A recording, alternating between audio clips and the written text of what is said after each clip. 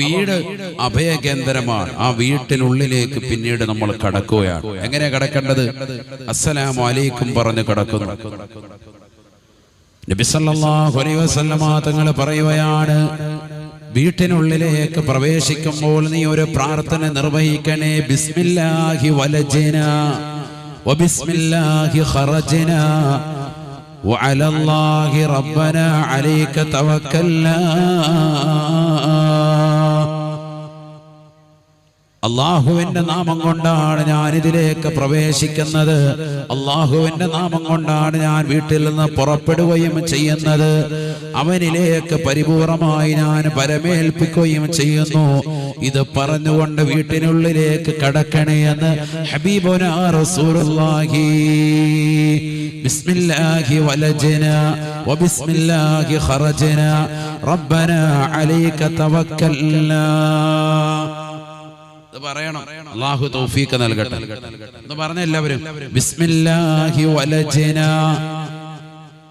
ആരോടെ പറയും? പായസം കുടിച്ചു തീർന്നില്ലേ?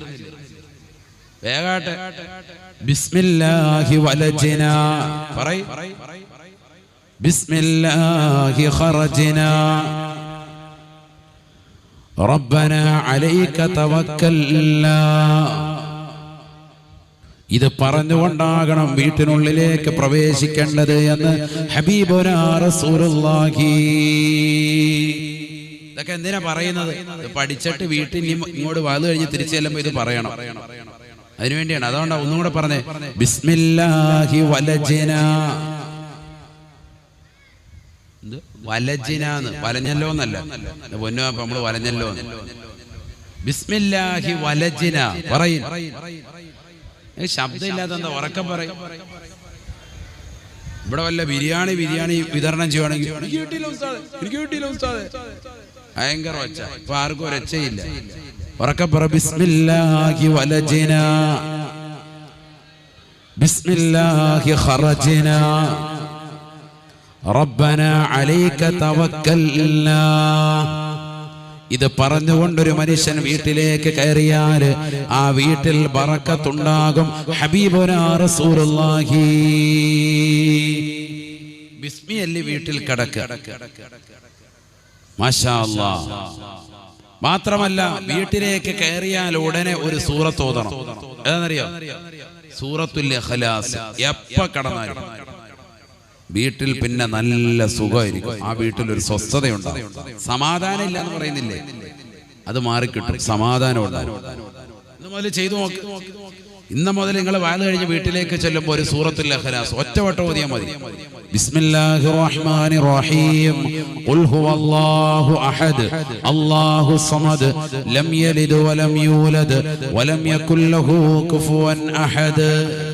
അത് ചൊല്ലിയിട്ടാണ് വീട്ടിനുള്ളിലേക്ക് കടക്കുക. ഒരു വീട് പുതുതായിട്ട് കുടിയിരിക്കുക അല്ലെ? കുടിയിരിക്കൽ എന്നല്ലേ പറയാ?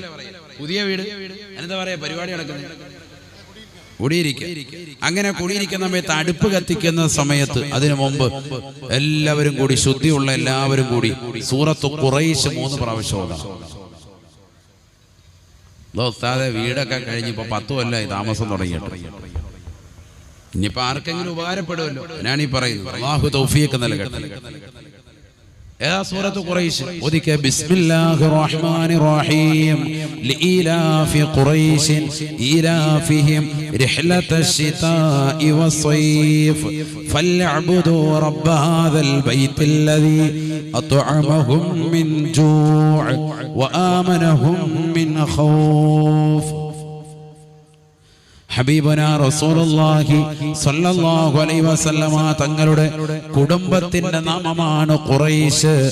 ആ നാമത്തിന്റെ പേരിലുള്ള സൂറത്തു ഖുറൈശ് പാരായണം ചെയ്തുകൊണ്ട് വീട് കുടിയിരിക്കൽ നടത്തിയാൽ ഖിയാമത്ത് നാൾ വരെ വീട്ടിൽ ദാരിദ്ര്യം ഉണ്ടാവുകയില്ല. അല്ലാഹുവേ, ഞങ്ങൾക്ക് നീ തൗഫീഖ് നൽകണേ അല്ലാഹ്. ഉസ്താദേ, ഞങ്ങൾക്ക് ഇതുവരെ സാധിച്ചില്ലല്ലോ. ഇനി നാളെ രാവിലെ എങ്കിലും ബിസ്മില്ലി ചായനെത്തുമ്പോ അതിന്റെ ബറക്കത്ത് വെച്ചിട്ടൊരു 3 സൂറത്ത് ഖുറൈശ് ഓതണം. സ്ത്രീകൾ ശ്രദ്ധിക്കും. അല്ലാഹു തൗഫീഖ് തരട്ടെ. 3 പ്രാവശ്യം ഓതുക. കുടിയിരിക്കുന്ന സമയത്താണെങ്കിൽ എല്ലാവരും കൂടി അത് ശ്രദ്ധിക്കുക. അടുപ്പ് കത്തിക്കുന്ന പരിപാടി ഉണ്ടല്ലോ, പാല് കാച്ചിരുന്ന പരിപാടി, അതിന് മുമ്പായിട്ട് തോന്നാം, എന്നിട്ട് വേണം പാല് കാച്ചൽ. വീട്ടിനുള്ളിലേക്ക് കടക്കുമ്പോൾ ശ്രദ്ധിക്കണേ, വലതുകാല് വെക്കാൻ മടിക്കരുതേ. വീട്ടിൽ നിന്ന് പുറത്തിറങ്ങുമ്പോൾ ഇടതുകാല് വെക്കാനും മടിക്കരുതേ. പള്ളിയിലേക്ക് കയറുമ്പോ വലതുകാല്, പള്ളിയിൽ നിന്ന് ഇറങ്ങുമ്പോ ഇടതുകാല്. ചെരുപ്പ് ധരിക്കുമ്പോ ഏത് കാലാണ്? ഏത് കാലാണ്? ഏതാ? വലതുകാല്. ഊരുമ്പോഴോ ഇടതുകാല്. അപ്പൊ പള്ളിയിലേക്ക് ഒരാൾ കയറി, എങ്ങനെ കയറി? വലതുകാല് വെച്ച് കയറി, ഇടതുകാല് വെച്ച് ഇറങ്ങാൻ. അപ്പൊ ചെരുപ്പ് എങ്ങനെ ധരിക്കും? എങ്ങനെ ഇരിക്കും?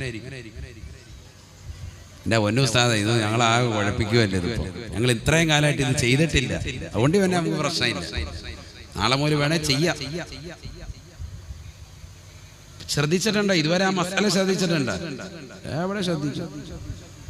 നമ്മളൊരു വാതിന്റെ സദസ്സിൽ വന്നിട്ട് തിരിച്ചു പോകുമ്പോൾ 10 അമല് കിട്ടണം. അതിനുള്ളത് ഇപ്പൊ പറഞ്ഞുകൊണ്ടിരിക്കുന്നതാണ്. ഇനിയാണ് വാത്, ഇനി ശ്രദ്ധിക്കണം നല്ലതുപോലെ.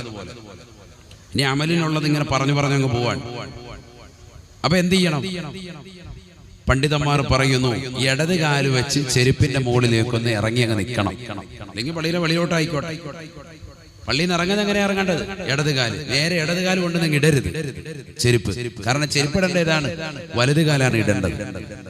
അത് ഷൂവോ ബാക്കിൽ കെട്ടൊക്കെ ഉള്ളതാണെങ്കിൽ ഇരുന്നിട്ടാണ് ഇടേണ്ടത്. അതൊക്കെ നബി സല്ലല്ലാഹു അലൈഹി വസല്ലം പഠിപ്പിച്ചിട്ടുണ്ട്. പാൻസ് ഇടുക, സറാവീർ ധരിക്കുക, അങ്ങനെയൊക്കെ ധരിക്കുമ്പോൾ എന്ത് വേണം? ഇരുന്നിട്ട് വേണം ധരിക്കാൻ. നിന്നുകൊണ്ട് ഇങ്ങനെ ഒറ്റക്കാല ഡാൻസ് കളിക്കാൻ പാടില്ല. അങ്ങനെ ഇടാൻ എനിക്ക് ബാലൻസ് ഉണ്ടെന്ന് പറഞ്ഞാൽ പോലും അങ്ങനെ പാടില്ല. നബി തങ്ങളുടെ ചര്യക്കെതിരാണ്. അതാണ് ഈ പാടില്ല എന്ന് പറഞ്ഞതിന്റെ അർത്ഥം. നബി സല്ലല്ലാഹു അലൈഹി വസല്ലം തങ്ങളുടെ ചര്യക്കെതിരാണ് സല്ലല്ലാഹു അലൈഹി വസല്ലം. അത് ചെയ്യുന്നവരല്ലേ സുന്നികൾ. അപ്പം ഇടത് കാല് വെച്ച് ചെരുപ്പിന്റെ മുകളിലേക്ക് ഇറങ്ങി നിൽക്കുക. നിന്നതിന് ശേഷം പിന്നീട് വലത് കാല് ആദ്യം കയറ്റുക, അതിനുശേഷം ഇടത് കാല്. ചെരുപ്പ് ഊരുമ്പോ ആദ്യം ഇടത് കാല് ഊരാൻ മടിക്കരുത്, അത് ശ്രദ്ധിക്കണം. ആദ്യം ഇടത് കാല്, പിന്നീട് വലത് കാല്. ഇതൊക്കെ ചെയ്താണല്ലോ പിന്നെ സുന്നി എന്ന് പറയാൻ നിന്നെ കടത്തി വെട്ടാൻ വേറെ ആരും ഉണ്ടാവൂല. ഇതൊന്നും ശ്രദ്ധിക്കൂല. ബാത്റൂമിലേക്ക് കയറുമ്പോൾ ഓടിയങ്ങ് കയറുകയാണ്. എന്നിട്ട് അവിടെ പോയി 2 സിഗരറ്റ് ഒന്നിപ്പുറത്തും വെച്ച് വലിച്ചുകൊണ്ടിരിക്കുകയാണ്. ഹാജിയാര് 3 ഹജ്ജ് ചെയ്തിട്ടുണ്ട്, വലിക്കൊരു കുറവുമില്ല. അള്ളാഹു നമ്മളെ കാക്കട്ടെ. ഏത് കാലാണ് ചെരുപ്പിലിടുന്നത്? ഒന്നുമില്ല. ബാത്റൂമിൽ ഇനി എത്ര നല്ല ടൈൽ ഒട്ടിച്ച ബാത്റൂമാന്ന് പറഞ്ഞാലും ചെരുപ്പ് അതിനകത്ത് വേണം. ചില വീടുകളിലൊക്കെ നല്ല ടൈലൊട്ടിച്ചിട്ടുണ്ട്, മനോഹരമായ രീതിയിലൊക്കെ സൗകര്യം ചെയ്തിട്ടുണ്ട്. ഇനി അതിനകത്തൊരു ചെരുപ്പിട്ടിട്ട് വെറുതെ അല്ല, ചെരുപ്പ് വേണം. ചെരുപ്പിട്ട് തന്നെയാണ് ടോയ്ലറ്റ് ഉപയോഗിക്കേണ്ടത്. പരിശുദ്ധ പ്രവാചകന്റെ ചര്യയാണ്, അതങ്ങനെ തന്നെ ഉപയോഗിക്കണം. നബി സല്ലല്ലാഹു അലൈഹി വസല്ലം നിങ്ങൾ പഠിപ്പിച്ചു. കാരണം നമ്മൾ കാണുന്നതാകുന്ന ഒന്നല്ല ബാക്ടീരിയ എന്ന് പറഞ്ഞാൽ.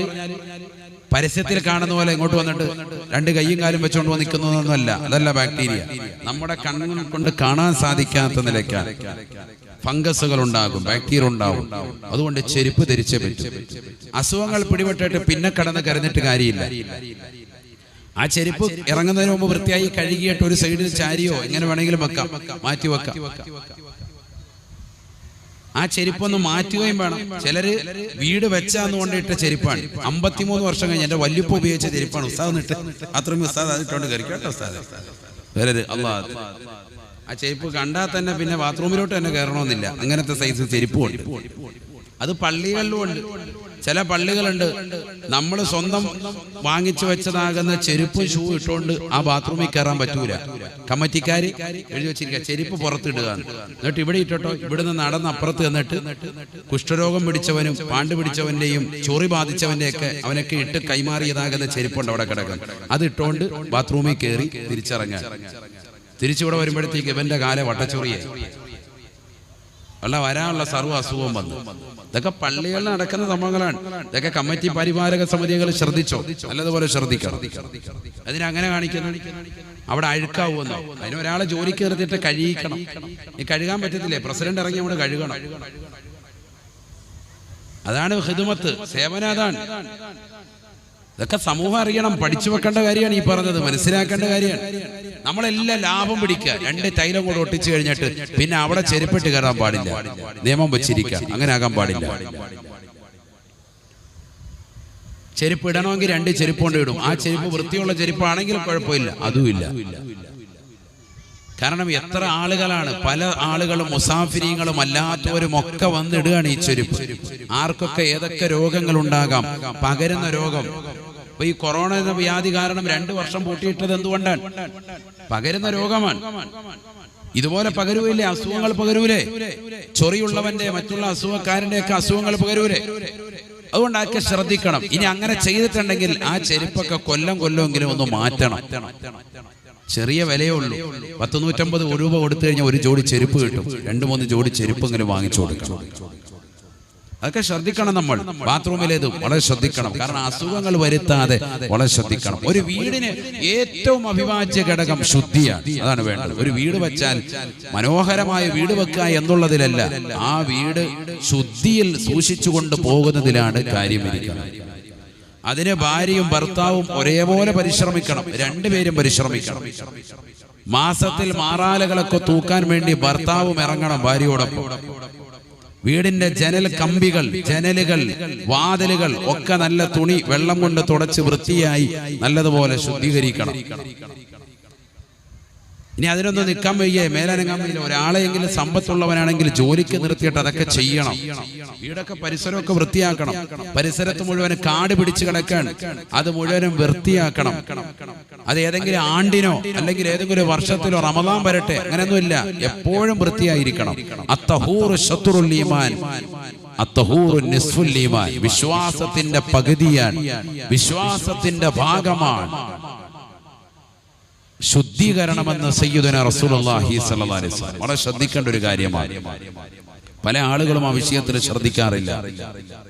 ടോയ്ലറ്റ് മാത്രം ശുദ്ധീകരിച്ചാൽ പോരാ, വീടിന്റെ എല്ലാ ഭാഗങ്ങളും മുക്കുമൂലകളും ശ്രദ്ധിക്കണം. രാത്രിയിൽ അടിച്ചുവാരി കൂട്ടിയിടാൻ പാടില്ല, ദാരിദ്ര്യമുണ്ടാകും. പണ്ഡിതന്മാർ പഠിപ്പിച്ചതാ. വീട് അടിച്ചുവാരുക, ചില സ്ത്രീകൾ തുടങ്ങുക മഗ്‌രിബ് കഴിഞ്ഞിട്ടാണ്, മഗ്‌രിബോട് അടിച്ച സമയത്താണ്. എന്നിട്ട് ഇതെല്ലാം കൂട്ടിയിട്ട് ഒരു മൂലക്കൊണ്ട് കൂട്ടിയിടും, ദാരിദ്ര്യം ഉണ്ടാകും. വീടിന്റെ വാതിൽപ്പടിയിൽ ഇരിക്കാൻ പാടില്ല, അവിടെ ഇരുന്ന് ഭക്ഷണം കഴിക്കുന്നവരുണ്ട്. അടുക്കളയിൽ ചിലപ്പോൾ അവിടെ ഇരുന്നു കൊണ്ട് കറിക്കുള്ള സാധനങ്ങൾ അരിയുന്ന സഹോദരിമാരുണ്ട്, ദാരിദ്ര്യമുണ്ടാകും. ഇതൊക്കെ പണ്ഡിതന്മാർ പഠിപ്പിച്ചിട്ടുണ്ട്. സലാഹുദ്ദീൻ എന്ന് പറയുന്ന ഗ്രന്ഥം ഒന്ന് മറിച്ചു നോക്കി, എത്ര കാര്യങ്ങളാണ് പറയുന്നത്. വളരെ ശ്രദ്ധിക്കണം. ഇട്ടിരിക്കുന്ന വസ്ത്രം അത് ശരീരത്തിൽ അണിഞ്ഞുകൊണ്ട് തന്നെ അതിന് സൂചി കൊണ്ട് തയ്ക്കാൻ പാടില്ല. ഒരു കീറല് കണ്ടു, അത് ശരീരത്തിൽ നിന്ന് ഊരിയെടുത്തിട്ട് വേറൊരു വസ്ത്രം ശരീരത്തിൽ ധരിച്ചിട്ട് എന്ത് ചെയ്യാവുള്ളൂ, അത് തയ്ക്കാൻ പാടുള്ളൂ. ചിലപ്പോൾ ഒരു ബട്ടൺസ് പൊട്ടിപ്പോയിട്ടുണ്ടാവും, മകള് സ്കൂളിൽ പോകാൻ അല്ലെങ്കിൽ മദ്രസയിൽ പോകാൻ, മോളവിടെ ഇപ്പൊ തയ്ച്ചേരാ വേഗം ഉമ്മ, അങ്ങനെ തയ്ക്കാൻ പാടില്ല. ഒരു ബട്ടൺസ് ആണെങ്കിൽ പോലും ദാരിദ്ര്യമുണ്ടാക്കും. ഇതൊക്കെ പഴയ കാലഘട്ടങ്ങളിൽ വഅലുകളിൽ പറഞ്ഞിരുന്നു, അതൊക്കെ തന്നെ ശ്രദ്ധയും ഉൾപ്പെടുത്തിയിരുന്നു. ഉമ്മമാരതൊക്കെ നല്ലതുപോലെ ശ്രദ്ധിച്ചിരുന്നു. ഇന്നത് പറയുകയുമില്ല, ആരും ശ്രദ്ധിക്കുന്നുമില്ല. നിസ്സാരമായ കാര്യങ്ങളാണ്, പക്ഷെ വളരെ ഗൗരവമുള്ള കാര്യമാണ്. അല്ലാഹു മനസ്സിലാക്കാൻ തൗഫീഖ് നൽകട്ടെ.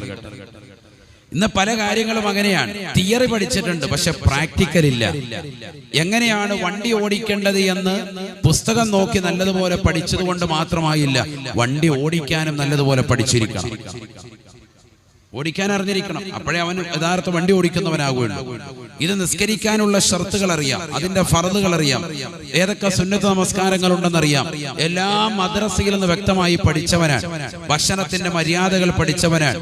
നിസ്കാരത്തിന്റെ ഫുറൂദുകളും സുന്നത്തുകളും ഒക്കെ പഠിച്ചവനാണ്. പക്ഷെ ഇവൻ വീട്ടിലേക്ക് വരുമ്പോ വീട് യഥാർത്ഥ രീതിയിൽ ഇസ്ലാമികമായ ചുറ്റുവട്ടത്തിലല്ല. വീടിന്റെ അകത്തളങ്ങളിൽ പ്രാക്ടിക്കലായി വരുന്നില്ല. നിസ്കാരം വീടിന്റെ അകത്തളത്തിലില്ല. കാരണം വാപ്പ സുബഹി നിസ്കരിക്കാൻ എഴുന്നേൽക്കുന്ന വിനാപീസ് പള്ളിയിൽ സുബഹിക്ക് പോകുന്നവനാണോ വാപ്പ? എങ്കിലല്ലേ മകൻ കൃത്യമായി പള്ളിയിൽ പോകുള്ളൂ. വാപ്പ എഴുന്നേക്കുന്നത് 8 മണിക്കാണ്, അപ്പൊ മകന് 9 മണിക്ക് എഴുന്നേക്കും. ഉമ്മ എഴുന്നേക്കുന്നത് 10 മണിക്കാണ്, അപ്പൊ മകള് പിന്നെ 11 മണിക്ക് എഴുന്നേക്കും.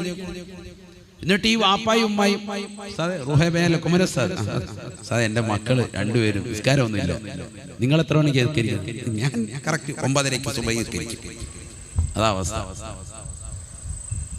അതാണ് അവസ്ഥ. അള്ളാഹു നമ്മളെ കാത്ത് സംരക്ഷിക്കട്ടെ. ഞാൻ പറയുന്നത് മദ്രസയിൽ നിന്ന് പഠിപ്പിക്കുന്ന കാര്യങ്ങൾ തിയറി പ്രാക്ടിക്കലായി നമ്മുടെ വീടുകളിൽ വരണമെങ്കിൽ നമ്മുടെ വീടുകൾ അവ്വൽ വഖത്ത് സുബഹി നിസ്കരിക്കുന്നവരായിരിക്കണം. എങ്കിലേ രക്ഷപ്പെടുകയുള്ളൂ. ഇത് വീട്ടിൽ സുബഹി നിസ്കാരം ഇല്ല, വാപ്പ പള്ളിയിൽ പോകുന്ന ശീലമുള്ള കുട്ടിയാണെങ്കിൽ ഉറപ്പായിട്ട് അദ്ദേഹത്തിന്റെ മകൻ പള്ളിയിൽ പോകും, നിസ്കരിക്കും, വാപ്പ കൂടെ കൊണ്ടുപോകും ഉറപ്പാണ്. ഉമ്മ ഒരു വക്കത്ത് സുബഹി നിസ്കരിക്കുന്നവളാണ്, ഉമ്മ നിസ്കാരം കഴിയുന്നതിന് മുമ്പ് തന്നെ അല്ലെങ്കിൽ അതിനോടൊപ്പം ചേർത്ത് മകളെ നിർത്തും. മോളെ എഴുന്നേക്ക് ബാബാ സുബഹി നിസ്കരിക്കും ബാബാ എന്ന് പറഞ്ഞ് സുബഹി നിസ്കരിക്കും. അങ്ങനെ ശീലം വരണം, പ്രാക്ടിക്കലാകണം നമ്മുടെ വീടുകൾ. നമസ്കാരം കറക്റ്റ് ആക്കണം, ദിക്റുകൾ കറക്റ്റ് ആക്കണം. മഗ്‌രിബിന് തൊട്ട് മുമ്പ് ചേർത്തിരുത്തിക്കൊണ്ട് സുബ്ഹാനല്ലാഹി വബിഹംദിഹി സുബ്ഹാനല്ലാഹിൽ അലീം വബിഹംദിഹി അസ്തഗ്ഫിറുല്ലാഹ്. ഒരു 10 മിനിറ്റ് വാപ്പാടെ നേതൃത്വത്തിൽ ഒരു ഹൽഖ വീട്ടിൽ സംഘടിപ്പിക്കണം. മഗ്‌രിബിന് തൊട്ട് മുമ്പ് മക്കളെയും എല്ലാവരും വിളിച്ചിരുത്തിയിട്ട്, മരുമക്കളൊക്കെ കൊണ്ട് അപ്പുറത്തിരുന്നോട്ടെ, പെൺകുട്ടികൾ അപ്പുറത്തിരുന്നോട്ടെ, എല്ലാവരും ആ സമയത്ത് ആരും അങ്ങോട്ടും ഇങ്ങോട്ടും പോകാൻ പാടില്ല. മുതിർന്ന വാപ്പ തന്നെ തുടങ്ങണം. സുബ്ഹാനല്ലാഹി വബിഹംദിഹി പ്രായം ചെന്ന വാപ്പ അങ്ങോട്ട് ചെല്ലാൻ, മക്കളൊക്കെ അത് ഏറ്റ് ചെല്ലാൻ. എല്ലാം കഴിഞ്ഞു ബാങ്ക് വിളിക്കുന്നതിന് തൊട്ടു മുമ്പ് വാപ്പ ഒരു ചെറിയ ദുആ, അറബി അറിയില്ല, മലയാളത്തിൽ മതി. അല്ലാഹു ഞങ്ങളുടെ കാര്യങ്ങളൊക്കെ നീ ഖൈറിലാക്കണേ അല്ലാ, സന്തോഷത്തിലാക്കണേ അല്ലാ, സമാധാനത്തിലാക്കണേ അല്ലാ, ഈ ഐശ്വര്യങ്ങളൊക്കെ നിലനിർത്തി താ അല്ലാ. എന്താ ദുആ ചെയ്തൂടെ സഹോദരങ്ങളെ? നമ്മുടെ വീടുകൾ ഐശ്വര്യമുണ്ടാകും. വാപ്പയില്ല, ഗൾഫിലാണ്, ഉമ്മയുടെ മേലാണ് പിന്നീട് ദൗത്യം. ഉമ്മ ശ്രദ്ധിക്കണം. കുല്ലുക്കും റാഇൻ വ കുല്ലുക്കും മസ്ഊലുൻ അൻ റഇയതിഹി സയ്യിദുനാ റസൂലുള്ളാഹി സ്വല്ലല്ലാഹു അലൈഹി വസല്ലം. ഭാര്യ ഉമ്മ അവരുടെ ഉത്തരവാദിത്വം നിർവഹിക്കുന്നവളാകണം, മക്കളെ നേർവഴിക്ക് നയിക്കുന്നവളാകണം. കറക്റ്റായി ബാങ്ക് വിളിക്കുമ്പോൾ നിസ്കരിക്കുന്നുണ്ടോ എന്ന് ശ്രദ്ധിക്കണം. ഇന്ന് ഓൺലൈൻ സമ്പ്രദായത്തിൽ നിന്ന് ഓഫ്ലൈനിലേക്ക് പോകുന്ന കാലഘട്ടമാണ്. പഠനങ്ങളൊക്കെ മാറി മറിഞ്ഞു, പഴയ രീതിയിലേക്ക് തന്നെ എത്തിപ്പെടുന്നു. എന്നാൽ തന്നെ ഈ മൊബൈൽ ഫോണ് വില്ലനായും ഒഴിച്ചുകൂടാൻ പറ്റാത്ത വസ്തുവുമായി നിലകൊള്ളുകയാണ്. എന്റെ മകള് ക്ലാസ്സിൽ തന്നെയാണോ അറ്റൻഡ് ചെയ്യുന്നത് എന്ന് വാപ്പയും ഉമ്മയും നല്ലതുപോലെ ശ്രദ്ധിക്കണം. അവരെ റൂമിലേക്ക് വിടണ്ട, ഹാളിൽ തന്നെ ഇരുത്തി പഠിപ്പിച്ചാൽ മതി.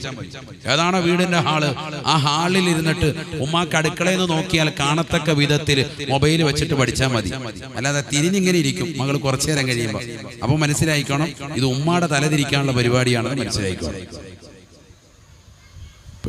ഇവിടെ ഇപ്പൊ പെണ്ണുങ്ങളും ചെറുപ്പക്കാരും ഒക്കെ കരുതുന്നു, ഇയാളെ വിളിച്ചത് ഇപ്പൊ ആകെ ഇടങ്ങേറായ അല്ലെ, അങ്ങനെ കരുതുന്നില്ലേ? അങ്ങനെ കരുതിക്കോട്ടെ, എനിക്കിത് ഭയങ്കര ഇഷ്ടമാണ് അങ്ങനെ കരുതുന്നത്.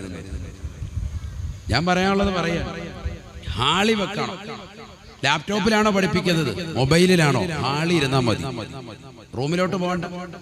കമ്പ്യൂട്ടറിലാണ് പഠനം, ഹാളി ഇരുന്നാൽ മതി. കമ്പ്യൂട്ടറിലൊക്കെ സെറ്റ് ചെയ്ത് കൊടുക്കുമ്പോഴും ലാപ്ടോപ്പൊക്കെ സെറ്റ് ചെയ്യുമ്പോഴും എപ്പോഴും മാതാപിതാക്കളെ ശ്രദ്ധിക്കേണ്ട ഒരു കാര്യം അതാണ്. എവിടെ നിന്ന് നോക്കിയാലും നമുക്ക് കാണത്തക്ക വിധത്തിലുള്ള വിസിബിൾ ആകണം, നോട്ടം കിട്ടണം.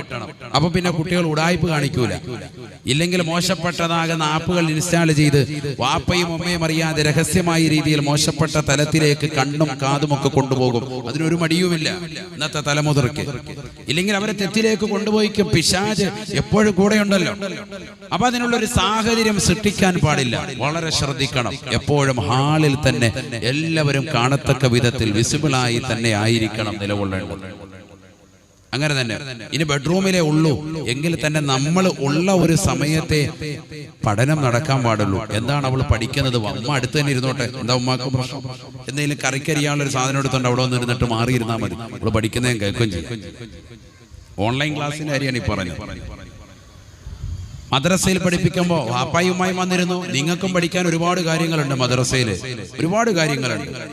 നമ്മൾ പഠിച്ചതൊക്കെ ഒന്നും കൂടെ ഓർമ്മ പുതുക്കാനുമുണ്ട്. എല്ലാം അറിയാമെന്ന് പറഞ്ഞ് പുറകെ പോയി പത്രം വായിച്ചിരിക്കണ്ട, ഇവിടെ വന്നിരുന്നു. മനസ്സിലാക്കാൻ ഒരുപാട് കാര്യങ്ങളുണ്ട്. ക്ലാസ്സുകളൊക്കെ മക്കൾ കട്ട് ചെയ്യുന്നുണ്ടോ, സ്കൂളിൽ തന്നെ കറക്റ്റാണോ പോകുന്നത്, ശ്രദ്ധിക്കണം നമ്മൾ.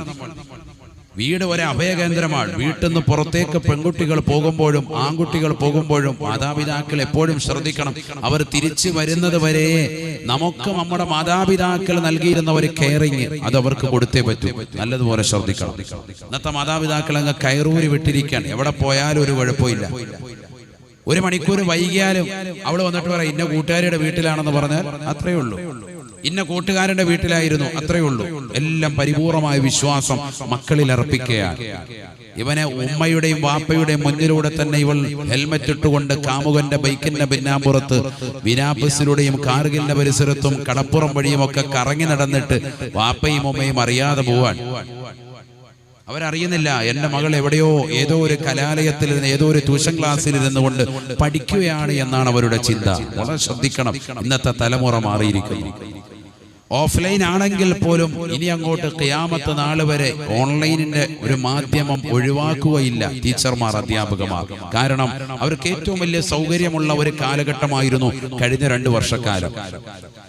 എല്ലാ കുട്ടികൾക്കും വേണ്ടി ഒറ്റ ക്ലാസ് അങ്ങ് എടുത്താൽ മതി. അവരുടെ അടുത്ത് പോയിരുന്ന് പഠിപ്പിക്കുകയും ഒച്ചയിടുകയും ചെയ്യണ്ട. പഠിച്ചാ പഠിച്ചു, പഠിച്ചില്ലേ പഠിച്ചില്ല. അവർക്ക് കിട്ടാനുള്ള ശമ്പളം കറക്റ്റായിട്ട് കിട്ടുന്നുണ്ടായിരുന്നു. ഓഫ്ലൈൻ ആകുമ്പോൾ അങ്ങനെയല്ല. നല്ലതുപോലെ ശബ്ദമുയർത്തണം, നല്ലതുപോലെ കുട്ടികളെ ഗൗനിക്കണം, ഓരോരുത്തരെയും ശ്രദ്ധിക്കണം. ഒരുപാട് ബുദ്ധിമുട്ടുകൾ, പാഠ്യപദ്ധതികൾ പരിപൂർണമായി തുടക്കം മുതൽ അവസാനം വരെ തീർക്കുകയും വേണം. എല്ലാ പോർഷനുകളും തീർക്കുകയും വേണം. അവർക്ക് ബാധ്യതകൾ കൂടുകയാണ്. വളരെ ശ്രദ്ധിക്കേണ്ട വിഷയമാണ്. അതുകൊണ്ട് ഞാൻ ഈ പറയുന്ന കാര്യങ്ങൾ നല്ലതുപോലെ അടിവരയിട്ടുകൊണ്ടൊന്ന് ശ്രദ്ധിക്കണേ. നമ്മുടെ വീട്ടിനുള്ളിലേക്ക് പരിപൂർണമായി ആത്മീയത കടന്നു വരാൻ ഉപകരിക്കുന്ന കാര്യമാണ്. എല്ലാ നമസ്കാരങ്ങളും 5 വഖത്ത് ചിട്ടയായിരിക്കണം, നിർബന്ധമാണ്. അവ്വൽ വഖത്തിൽ ബാങ്ക് വിളിച്ചാൽ ഉടനെ തന്നെ നമസ്കരിക്കുന്ന ശീലം അനിവാര്യമാണ്.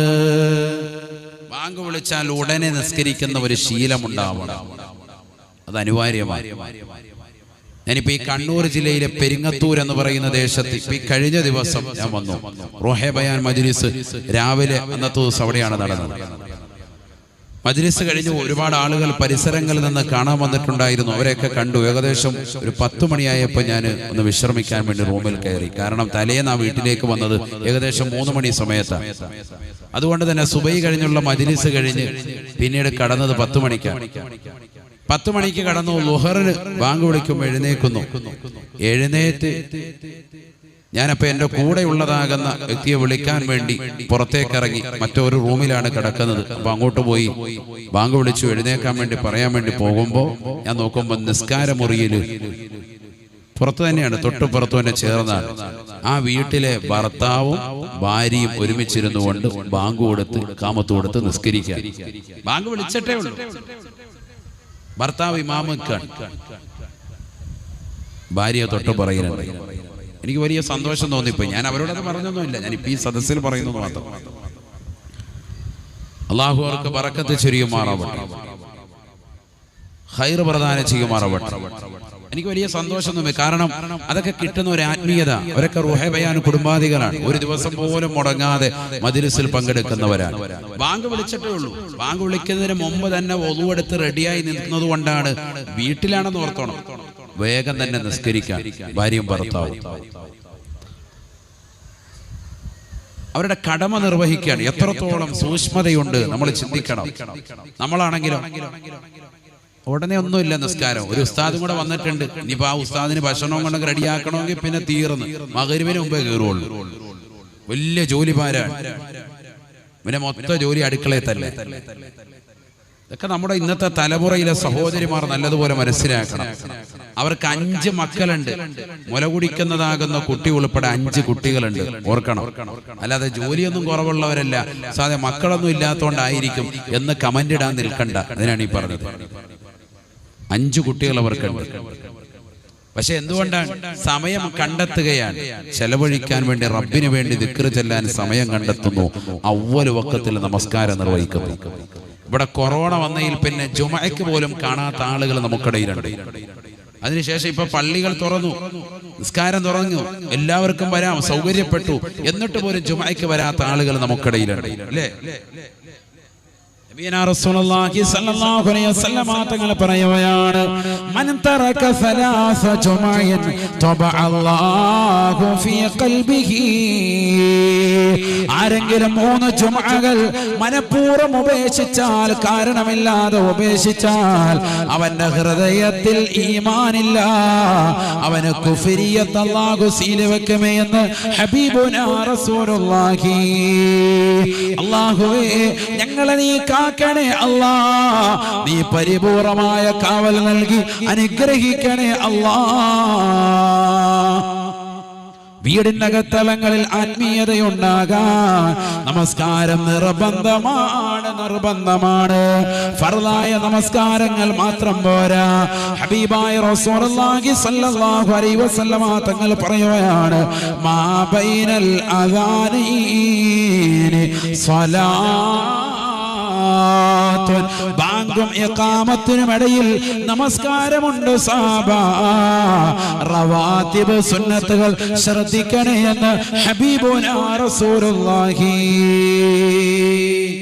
സുന്നത്ത് നമസ്കാരങ്ങൾ ശ്രദ്ധിക്കണം. ഫർള് നമസ്കാരങ്ങൾ മാത്രം പോരാ, അതിന് മുമ്പും ശേഷവുമുള്ള സുന്നത്തുകൾ ശ്രദ്ധിക്കണം. നബിയനാ റസൂലുള്ളാഹി സ്വല്ലല്ലാഹു അലൈഹി വസല്ലമ തങ്ങൾ പറഞ്ഞതായി അബൂ ദറുൽ ഗിഫാരി റളിയല്ലാഹു അൻഹു നിവേദനം ചെയ്യുന്ന ഹദീസിൽ കാണാം, യുസ്ബിഹു അലാ കുല്ലി സുലാമ മിൻ അഹദികും സദഖത്തുൻ വഫീ കുല്ലി തസ്ബീഹത്തിൻ സദഖ വഫീ കുല്ലി തഹ്മീദത്തിൻ സദഖ വഫീ കുല്ലി തക്ബീറത്തിൻ സദഖ യുജ്സി വൻ കുല്ലി ദാലിക റകഅതാനി മിനൽ ളുഹാ.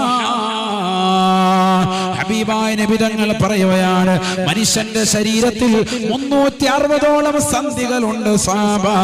ആ സന്ധികൾക്കെല്ലാം തന്നെ നന്ദി പ്രകാശിപ്പിക്കൽ അനിവാര്യമാണ്. അതിനോരോന്നിനും റബ്ബിനോട് തസ്ബീഹ് ചൊല്ലൽ അനിവാര്യമാ. അല്ലാഹുവേ, എന്റെ കൈകളെ അനക്കാൻ സാധിച്ചല്ലോ അല്ലാ, എന്റെ കാലുകളെ ചലിപ്പിക്കാൻ സാധിച്ചല്ലോ അല്ലാ. എത്രയെത്ര ആളുകൾ നമുക്കിടയിലുണ്ട്, ഒരുപാട് സൗഭാഗ്യങ്ങൾ അല്ലാഹു നൽകിയിട്ട് പോലും ഷുഗർ ഉള്ളതിന്റെ പേരിലോ കൊളസ്ട്രോൾ ഉള്ളതിന്റെ പേരിലോ മുന്നിലിരിക്കുന്ന ഭക്ഷണങ്ങൾ എടുത്തൊന്ന് കഴിക്കാൻ സാധിക്കാത്തതാകുന്ന ആളുകൾ ഈ കാഞ്ഞങ്ങാട് ദേശത്ത് ധാരാളമില്ലേ? പഠിച്ചു വെക്കണേ മുസ്ലിമേ, നമുക്കുള്ള പാഠമാണ്.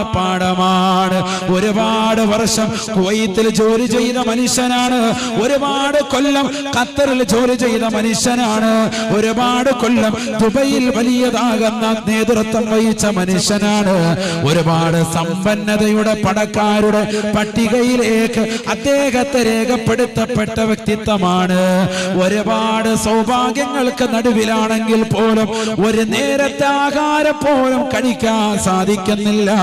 സുബ്ഹാനല്ലാഹ്. കൊല്ലം ജില്ലയിലെ കരുനാഗപ്പള്ളി ദേശത്തുള്ളതാകുന്ന ഒരു വ്യക്തിയെ കഴിഞ്ഞ ദിവസം കാണാൻ പോയി. സുബ്ഹാനല്ലാഹ്, വലിയ സമ്പന്നനാണ്. അദ്ദേഹത്തിന്റെ മക്കളെല്ലാം തന്നെ ഗൾഫിലാണ്, സമുന്നതമായ പോസ്റ്റിൽ നിലകൊള്ളുകയാണ്. നാട്ടിൽ വലിയ കൊട്ടാരം പോലൊരു വീണ് പണിതിട്ട് അതിനുള്ളിൽ വാപ്പ വസിക്കുകയാണ്. വലിയതാകുന്ന ധനാഢ്യനാണ്, ജോലിക്കാൻ ആള് വെച്ചിട്ടുണ്ട്. പക്ഷേ എന്റെ മുന്നിൽ കൊണ്ടുവന്ന് വെച്ചതാകുന്ന കേവലം ഒരു അണ്ടിപ്പരിപ്പെടുത്ത് കഴിക്കാൻ കൊടുത്തപ്പോ അദ്ദേഹം പറയുകയാണ്, കഴിക്കാൻ പാടില്ല ഉസ്താദേ, കഴിക്കാൻ എനിക്ക് പറ്റൂല. വെള്ളം കൊടുത്തപ്പോൾ പറയുകയാണ്, പറ്റൂല, മധുരമുള്ള ഒരു സാധനം തൊടാ പറ്റൂല എന്ന് മാത്രമല്ല, ഒരു ദിവസം എനിക്ക് ഞാൻ ഉപയോഗിക്കുന്ന ചോറിന്റെ കറിയുടെ വെള്ളം ഉൾപ്പെടെ ഒരു ദിവസം എനിക്ക് ഉപയോഗിക്കാൻ പറ്റുന്ന വെള്ളത്തിന്റെ അളവ് കേവലം ഒരു ഗ്ലാസ് മാത്രമാണ്. വലിയ ധനാഢ്യനാണ്, വലിയ പണക്കാരനാണ്, എത്ര വേണമെങ്കിലും കഴിക്കാനുള്ള സൗഭാഗ്യത്തിന്റെ ഉടമയാണ്. പക്ഷെ നാവിലൂടെ ഇറക്കാനുള്ള അവസരം അല്ലാഹു നൽകുന്നില്ല. തന്നെ കൺമുന്നിലിരുന്നു കൊണ്ട് മറ്റുള്ളവർ കുടിച്ചിട്ട് പോകുന്നത് കാണുകയാണ്. മനസ്സിലാക്കണം. കൊണ്ടുവന്ന് വെച്ച വെള്ളവും ഭക്ഷണ സാധനങ്ങളും ഒരൽപ്പം അദ്ദേഹത്തിന്റെ കയ്യിൽ കൊടുത്തിട്ട് അദ്ദേഹം പറയുന്നു, വീട്ടുകാരൻ പറയുന്നു, കഴിക്കാൻ പറ്റൂല. എന്റെ കിഡ്നിക്ക് ഇത് അരിച്ചെടുക്കാനുള്ളതാകുന്ന ശേഷിയില്ലാതെ പോയി, എല്ലാം നഷ്ടപ്പെട്ടു പോയി, ഷുഗർ ബാധിച്ച് ഞാൻ തകർന്നിരിക്കുകയാണ്, ഒന്നരാടം ഡയാലിസിന് വിധേയനാകുകയാണ്. നമ്മൾ ഒരുപാട് പണമുണ്ട്, പവറുണ്ട്, പക്ഷെ റബ്ബിന്റെ മുന്നിൽ ഒന്നുമില്ലാതായി. അങ്ങനത്തെ ആളുകളിലെ നമുക്കിടയിൽ. അതുകൊണ്ട് റബ്ബിനോട് നന്ദി പ്രകാശനം നടത്തണേ. യുസ്ബിഹു അലാ കുല്ലി സുലാമ മിൻ അഹദികും സദഖത്തുൻ. നിങ്ങൾക്ക് ഓരോരുത്തർക്കും അല്ലാഹു നൽകിയിരിക്കുന്ന അവയവങ്ങളുടെ എല്ലാ അവയവങ്ങൾക്കുമുള്ള ഗ്രന്ഥികൾക്ക് അല്ലാഹു ആരോഗ്യം നൽകിയില്ലോ. അതിന് റബ്ബിന് ശുക്ർ ചെയ്യൽ അനിവാര്യമാണ്.